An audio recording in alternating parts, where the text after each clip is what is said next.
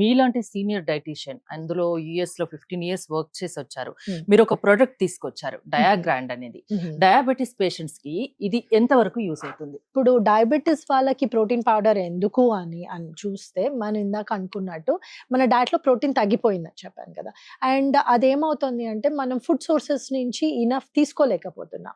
So అట్లాంటి times లో మేము ఏం రికమెండ్ చేస్తాము అంటే డయాబెటిక్ వాళ్ళకి ప్రోటీన్ పౌడర్స్ రికమెండ్ చేస్తాం. It's nothing. ప్రోటీన్ ఎంత వరకు అవసరం డయాబెటిక్ సో పేషెంట్స్? చాలా అవసరం ఉంటుందండి. ఎందుకంటే ప్రోటీన్ లేకపోవడం వల్ల ఏమవుతుందంటే మసిల్ లాస్ అవుతుంది. డయాబెటిక్ అన్నంగానే వాళ్ళు ఏం చేస్తారు, అన్నం తగ్గించేస్తారు. అన్నం తగ్గిస్తారు కానీ అదే రేంజ్ లో ప్రోటీన్ ని పెంచరు డయట్ లో. సో దాని వల్ల మసిల్ మాస్ లూజ్ అయిపోయి వాళ్ళు సన్నగా అయిపోవడము, వాళ్ళకి స్ట్రెంగ్త్ లేకపోవడము, నీరసం రావడము, టైర్డ్ గా ఉండడం రోజంతా, ఇవన్నీ డిఫరెంట్ సిమ్టమ్స్ ఆఫ్ డయాబెటిస్ అన్నమాట.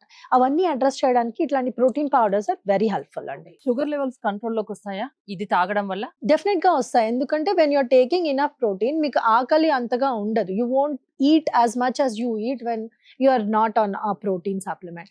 ప్రోటీన్ ఉండడం వల్ల ఈ షుగర్స్ ఏవైతే బ్లడ్ లోకి రిలీజ్ అవుతాయో అవి స్లో డౌన్ అయిపోతుంది. సో మీకు జనరల్ గా ఏమవుతుందంటే డయాబెటిక్స్ కి అన్నం తినంగానే ఫుల్ షుగర్ స్పైక్ అయిపోతుంది.